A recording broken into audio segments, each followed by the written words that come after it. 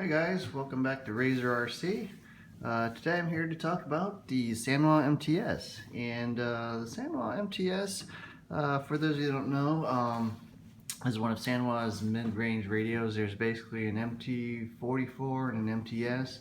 It came out in April of 2016, and I've had one basically since about that time. So it's been about, I don't know, 10 months or so since I've had this radio. I have two Sanwas that I generally use. I've got this one, and I've also got the MT-4S, which, I would say is basically kind of like its big brother. The MT-S is kind of like the little brother of the MT-4S. But the MT-4S has basically been discontinued and has been replaced by the MT-44. So most of you probably don't know, but I actually have a blog, and I review, RC stuff, obviously, cars, radios, accessories, and by far the most popular page that's visited on my blog is my review of the MT-S. So I figured I'd throw together a video for you guys, kind of walk through the features, the layout, what I think of the radio. Hopefully you guys enjoy this. And so I kind of figured I'd split it into two parts. One kind of talking about the overall design of the radio, its controls, its layout, that sort of thing. And then kind of go through binding and the features of the electronics and such.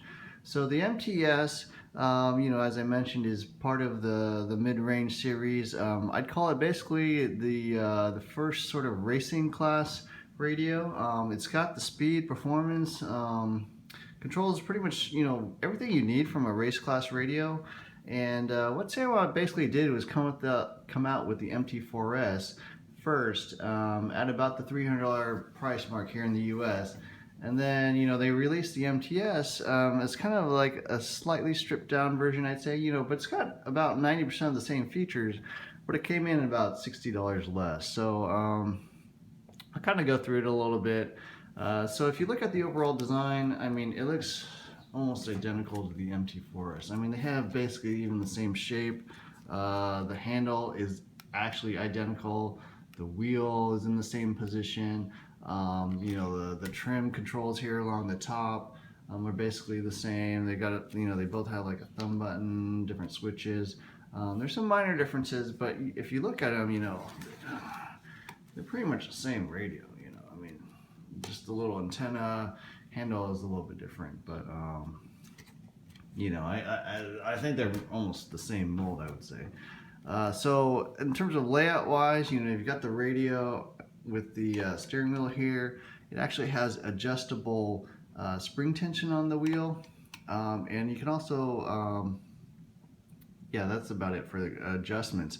But one thing that's kind of different about the Sanwas are they have what I would say a progressive spring rate. So as you turn the wheel more, it actually gets progressively stiffer. So some people like that, some people don't. Just kind of a little quirk of Sanwas. Most radios have a little more of a linear spring rate. You have trim controls all along the top for steering, throttle, and then you got trim 3, which is preset to dual rate. You got switches here on the front, and then a 3-position switch here in the back, and then a little thumb button here you could use. It's preset to the lap timer. The handle, I would say, has a pretty vertical layout. If you compare this to, say, some of the Futabas, you can tell the Futabas are a little more angular back, especially if you look at the trigger, it kind of slopes up. So to me, I actually like the more vertical handles. I find that a little more comfortable, a little more natural, and not quite as long of a reach to the trigger. So this one fits my hand quite comfortably. Now the handle itself, I'd say, is pretty smooth plastic. It's comfortable shape-wise, but it is a little slippery. It's one of the things I kind of don't like about this radio. The MT-4S and some of the higher-end radios actually have removable grips. They have kind of like this rubberized grip here that's a little bit tacky and kind of it's held by your hand a little bit better. So that's kind of an area where they cut some costs. Battery wise, it's got a compartment for basically LiPo or life battery, or it comes with basically battery holder for 4 AA's, but you can put in different size batteries. I've got my nice little Life battery in here that I like a lot. And then along the top, you've got the on-off switch here in the back. You've got the basically internal antenna / handle up top, and then you got these 4 buttons, which are basically how you go through the menu system. You've got up, down, select or enter, and then back to go back up the menu. And then here along the front, you've got basically an adjustment for the trigger position. So the trigger, you can also adjust spring tension, and then also you can sort of slide it back and forth for basically how far of a reach you want to the trigger from the handle, essentially. So a nice little radio, you know, pretty modern design, that sort of thing. And you know, I find it actually one of the most comfortable radios on the market. I like this style a lot. And so going through the features, you know, I'll kind of show how to bind it. One of the cool things about this radio is it has telemetry. So it's got basically set up for reading temperature, voltage, RPM, that sort of thing from your car. So let's kind of go through binding the radio to your car. So first of all, you got to turn it on. Here's the menu system. Right now it's kind of set up to my TLR 224 2.0, one of my favorite cars of all time. But you can tell it's backlit, and then you got to go down and select the model you want. In this case, I'm going to bind it to my V6. Yes. And then you got to go down to System and Bind. So there's different modes that this radio can be set to.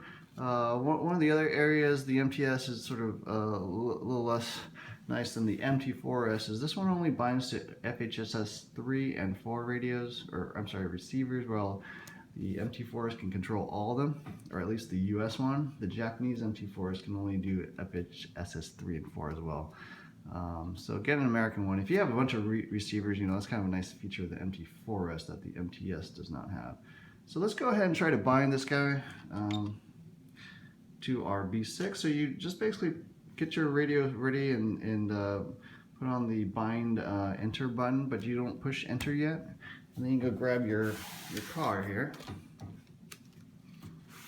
And then on this particular car, I have an RX 462, which actually is the only receiver that will work with the telemetry, like external receivers. For telemetry wise, you pretty much have to use Sanwa like ESCs, but like if you want external voltage, that sort of thing.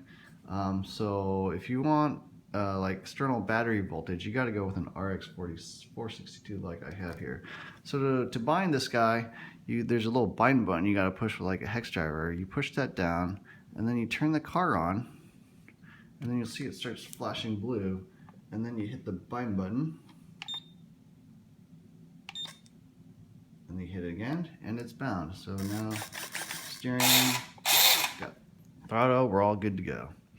Now it's bound, and we're currently, you know, hooked up to our B6 right here. B6D, that's my main race vehicle when I race. I don't race a whole lot, but when I do, I prefer the B6D. And then you can go back to the main screen. And so what you'll see is, you know, when you turn left, turn right, or turn right, turn left, throttle, you can see a little bar indicator. You got the model up top. You got the basically the battery voltage. You see a little transmission signal, throttle set to 70/30. You got the frequency or protocol, and then you got these VR things that I don't generally use, and you got a little lap time. That might actually even, no, it's not set right now. So that's kind of the main screen, and then there's 2 screens. This is the main screen, and then you've got another one basically for the telemetry settings. So you can see on telemetry wise, I actually have a battery voltage meter. My battery is currently at 7.7 volts. I've got a temperature sensor in this car, and you can convert between Celsius and Fahrenheit. So it's pretty cool in here right now. My motor temp's at 16 degrees. I haven't really run it. And all the right hand side is all the same. So there's also an RPM sensor you can buy. I don't have one. but you can kind of see the RPM in sort of terms of how fast it's running. So that's telemetry. I actually find the voltage one pretty useful. I don't use temperature a whole lot because honestly, I found it wasn't that accurate on my car. I don't know why it is. At ambient temperature, it's actually pretty accurate, but once the motor's hitting like 130, 140 degrees Fahrenheit, it's actually reading kind of low on my radio, and I never figured out why. I don't know if the sensor's bad or there's something wrong, or that's just the way it runs. But I haven't found it that accurate, so I should probably try another one. But watch out for that. If your radio says your temperature's at 160 degrees Fahrenheit, double check it with the temp gun because it might be overheating. So back to the main page. We'll kind of walk through some of the menus here. So to get down to the menus, you hit enter, and there's sort of 6 main areas. And I like this radio a lot better than the MT-S. The menu layout's a lot cleaner, a little bit easier to navigate. So setting wise, it's basically all your main stuff. You've got steering, throttle, and then a couple auxiliary channels that you can set to.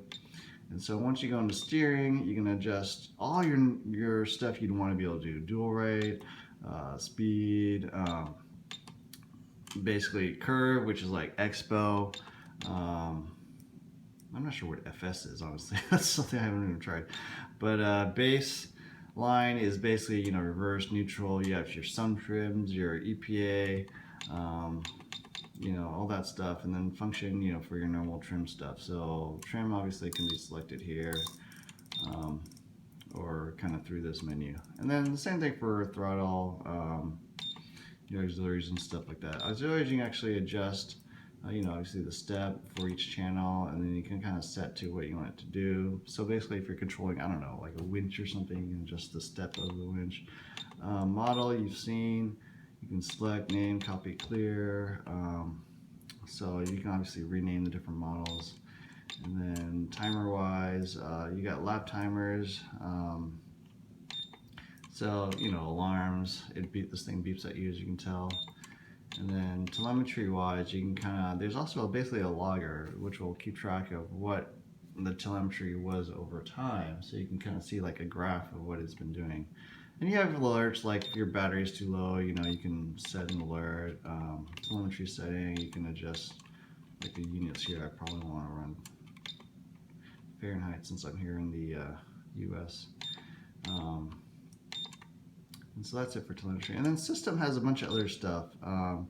Binding, you can assign the different switches and stuff. You can turn the buzzer on off or how loud you want it.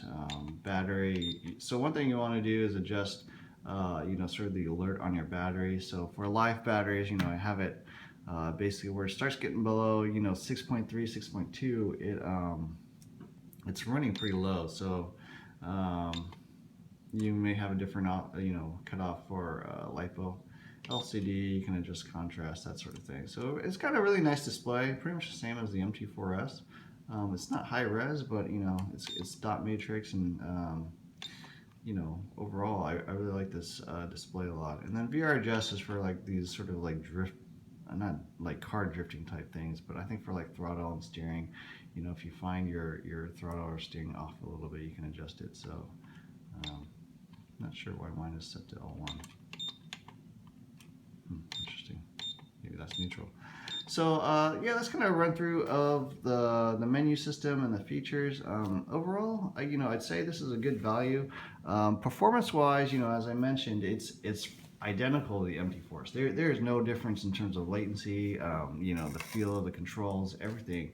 It runs the same as the MT-S. The MT-S has a couple other little niceties. I'll kind of walk through that real quick. So in addition to wheel tension, you can also adjust wheel travel, basically how far it'll turn left and right. You can adjust like trigger angles, you can adjust the rubber grip. You've got sort of dials here instead of switches, on the front and back. Some of the telemetry stuff's a little bit nicer.